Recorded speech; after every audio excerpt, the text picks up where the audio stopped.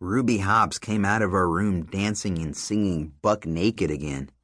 All I want is a room somewhere far away from the cold night air, she warbled, her old body jiggling and wiggling. Ruby being naked may sound funny, but it's a sight so disturbing, even Teddy C can't take it, and that's saying something. Teddy C ogles all the oldies. Fat ones, bony ones, doesn't seem to matter to him. He's 90, but his eye is always roving. He does the whistle, too, or at least he tries. It's more air than sound, but there's no mistaking what he's thinking. At first, I thought the whistle was a joke, but Ma says it's for real and that his old guy eyes see what they used to know, not what's actually there. Except, I guess, in the case of Ruby Hobbs. Somebody help, Teddy C called, like he was being robbed. She's at it again. Now, dear, Gloria said, snatching a sheet from one of the monster eye dryers and rushing over to wrap Ruby in it. You can't dance at the ball without a gown on. What would the governor think? Gloria sure does have a way with the oldies. Maybe it's how she can jump inside whatever fantasy or memory they're in the middle of. Or maybe it's the fake flower she wears in her hair. It's the exact same one every day, but every day it seems brand new to the folks living at Brookside.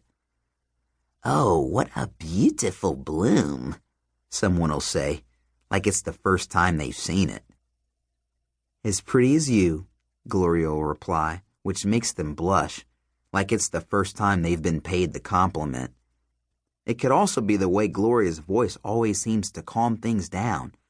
Her now-nows and there's work like she's casting a spell. Whatever it is about Gloria, her magic doesn't only work on the oldies. It works on me, too. Ma tells me, focus. But all I can think about is how dumb it is that I have to spend my after-schools here, in an old folks' home. Gloria, though, will give me a little smile and whisper, Now, Lincoln, remember, the more schoolwork you get done here, the less you'll have to do when you get home. And just like that, I buckle down. But back to Ruby. I'd been coming to Brookside every school day since September, and even though we were in the middle of November, it was still a surprise to see Ruby bust out her dance moves. Aside from her being naked, which I guess anyone can figure out how to get, the big shock is always seeing her move. Normally, she shuffles. Shuff, shuff, shuff, her slippers go. Shuff, shuff, shuff. Slow and tired. All the oldies shuffle, usually with walkers, or while hanging on the arm of one of the nurses, or, I guess, caregivers. The word seems so stiff, but Ma says I need to use it, seeing how caregivers are not actually nurses. At Brookside, nurses are the ones in white shirts, and caregivers are the ones in purple shirts. Nurses do the pills and the blood pressure and call the ambulance.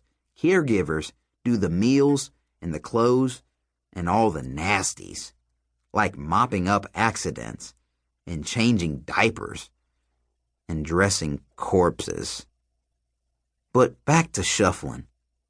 It's what all the oldies do. Going to the clubhouse at meal times, to the activities room for entertainment hour, to the patio for a little afternoon sun. They shuffle and they look straight down at the floor. It's easy to get lulled into how slow everything goes, which is why Ruby coming out of her room naked with her arms out and twirling is always such a shock. This time, though, it was different. This time, the flower and the sunny sounds from Gloria didn't help. Ruby cried when Gloria wrapped her up, and she whimpered, "Let me dance, please, let me dance." This time, seeing Ruby Hobbs was more than just surprising or disturbing or funny. It was sad. And sad, on top of everything else that had happened, was an unexpected blow, one that knocked the wind right out of me.